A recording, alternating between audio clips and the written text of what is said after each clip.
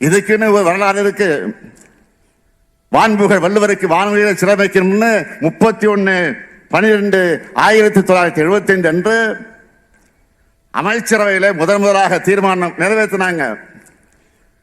1990ஆம் ஆண்டு சிறைக்கான பணிகள் தொடங்கப்பட்டுச்சு. ஆனால் தொடர்ந்து தடைகள் ஏற்பட்டுச்சு. 1997ஆம் ஆண்டு தான் துரிதமாக பணிகள் நடைபெற தொடங்கி இந்த சிலை அமைக்கப்பட்டுச்சு. கலைஞருடைய கனவுக்கு ஒரு கொடுத்த மாமனிதர் தான் கணபதி சபதி அவர்கள். அவர்தான் வள்ளுவர் கோட்டத்தையும் பூம்புகார் கோட்டத்தையும் பாஞ்சாலங்குறிச்சி கோட்டையும் அமைச்சார். அவர்கள் அப்பா தான் சென்னையில் இருக்கக்கூடிய காந்தி மண்டபத்தை அமைச்சவர்.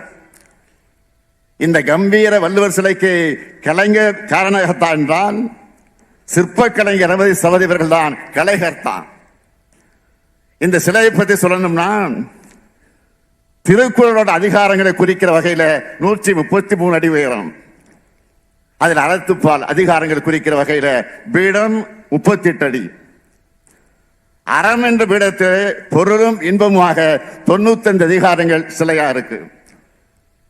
தலைமீது தூக்கி முடிந்திட்ட கொண்டையை மகுடமாக கொண்டு இடுப்பில் பட்டாடையும் மார்பிலே மேல் துண்டும் வலது கையானது அறம் பொருள் இன்பம் என்பதை காட்டும் 3 விரல்களாகவும் இடது கையில் குரல் ஓலை சுவடிகள் இருப்பது போல அமைச்சிருக்கிறார் கணபதி சபதி அவர்கள்.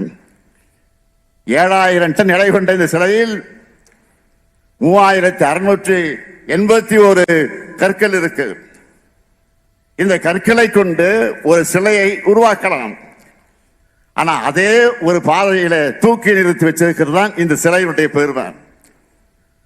133 அடிக்கு சிலை வைக்க 180 அடிக்கு சாரம் கட்டி இதை அமைச்சாங்க. 500 சிற்பிகள் இந்த பணியில ஈடுபடுத்தப்பட்டாங்க.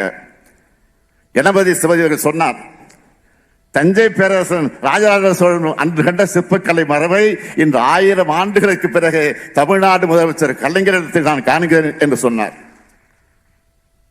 தஞ்சை பெரிய கோயிலை வடிவமைச்ச குஞ்சரமல்லனின் வம்சத்தை சேர்ந்தவன் தான் கணபதி சிவஜி அவர்கள். சிற்பியாம் கலைஞரும் கற்சிற்பியாம் கணபதி சிவஜியும் சேர்ந்து உலக வாழ்க்கை சிற்பியாம் வள்ளுவதற்காக உருவாக்கின சிலைக்கு நாம வெள்ளி விழா கொண்டாடிட்டு இருக்கோம். இந்த திருக்குறள் விழாவை முன்னிட்டு சில அறிவிப்புகளை நான் வெளியிட விரும்புகிறேன். முக்கடல் சூடும் குமரிமுனையில் இங்கிருந்து சுற்றுலா பயணிகள் அனைவரும் ஐயன் திருவள்ளுவர் சிலையை சென்றடைய பயனடைவதற்காக படகு சவாரி வசதியை மேம்படுத்துவதற்காக 3 புதிய பயணியர் படகுகள் வாங்கப்படும். முதல் படகுக்கு தியாகத்தின் உருவாகி தொண்டின் கருவாகி தமிழ்நாட்டின் வளர்ச்சி கடித்தமிட்ட பெருந்தலைவர் காமராஜர் பெயரும், 2ஆம் படகுக்கு தென்குமரியை தமிழ்நாட்டுடன் இணைக்க வலியுறுத்தி போராடி சாதனை படைத்த சாதனையாளர் மார்ஷல் நேசமணி பெயரும்,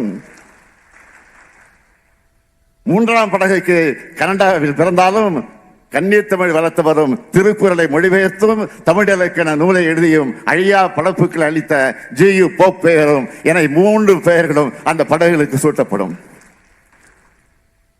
2வது அறிவிப்பு, ஒவ்வொரு மாவட்டத்திற்கும் திருக்குறள்ல ஆர்வமும் புலமை மிக்க ஆசிரியர்கள் பயிற்றுனர்கள் தேர்வு செய்யப்பட்டு அவங்களுக்கு பயிற்சி வழங்கி மாவட்டந்தோறும் தொடர் பயிலரங்குகள் பயிற்சி வகுப்புகள் நடத்தப்படும்.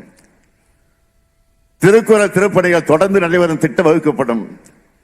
இதுக்காக ஆண்டுக்கு மாவட்டம் ஒன்றுக்கு 3 லட்சம் ரூபாய் வழங்கப்படும். 3வது அறிவிப்பு, ஆண்டுக்கு 133 உயர்கல்வி நிறுவனங்கள்ல திருக்குறள் தொடர்பான கலை இலக்கிய அறிவுசார் போட்டிகள் மற்றும் கருத்தரங்குகள் நடத்த திட்டமிடப்படும். 4வது அறிவிப்பு, ஒவ்வொரு ஆண்டும் டிசம்பர் கடைசி வாரம் குறள் வாரம் கொண்டாடப்படும்.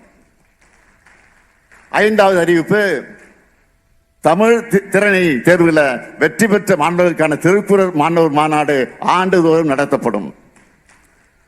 6வது அறிவிப்பு, திருக்குறளும் உரையும் அரசு அலுவலகங்களில் எழுதப்படுறது போல தனியார் நிறுவனங்கள் எழுதுவதற்கு ஊக்குவிக்க உரிய முயற்சிகள் மேற்கொள்ளப்படும். இதோடு சேர்த்து குமரிக்கு வந்துட்டு இந்த பகுதியில் அறிவிப்பு செய்யாம நான் இருக்க முடியாது.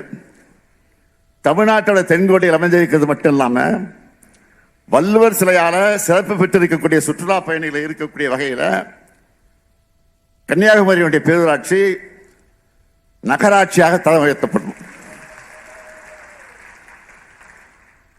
பேரறிஞர் சிலையாக இருக்கக்கூடிய வள்ளுவர் சிலையின இந்த வெள்ளி விழாவில் நான் மறுபடியும் சொல்றேன், திருவள்ளுவர் வெறும் சிலை அல்ல, திருக்குறள் வெறும் நூல் அல்ல, நம்ம வாழ்க்கைக்கான வாழும் கிடையமும். அது நம்மை காக்கும், நம்மை அழைக்க வரக்கூடிய தீமைகளை தடுக்கும். நம்மை மட்டுமல்ல, காவி சாயம் பூச நினைக்கிற தீய எண்ணங்களையும் விரட்டி அடிக்கும். தனி மனிதர் முதல் அரசு வரைக்கும் நீதிநெறி சொன்னவர் நம்முடைய வள்ளுவர் அவர்கள். நாம் செய்ய வேண்டியது பள்ளிகள்ல, கல்லூரிகள்ல, அரசு அலுவலகங்கள்ல திருக்குறளை இன்னும் அதிகமாக இடம்பெற செய்யணும். இது அரசுக்கான உத்தரவு மட்டுமல்ல, தனியார் நிறுவனங்களும் இதை பின்பற்ற வேண்டும் என்று அன்போடு கேட்டுக்கொள்கிறேன். வள்ளுவம் வாழ்வியல் நெறியாக மாறட்டும், சமுதாயம் குரல் சமுதாயமாக மலரட்டும். வாழ்க கலைஞரின் புகழ், வாழ்க குரலின் புகழ். அனைவருக்கும் ஆங்கில புத்தாண்டு மற்றும் தமிழர் பொங்கல் திருநாளை சொல்லி நான் விடைபெறுகிறேன். நன்றி, வணக்கம்.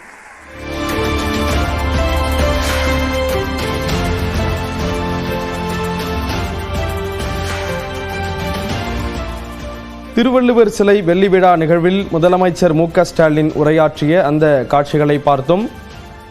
கன்னியாகுமரி பேரூராட்சி நகராட்சியாக மாற்றப்படும் என்று முதலமைச்சர் அறிவித்திருக்கிறார்.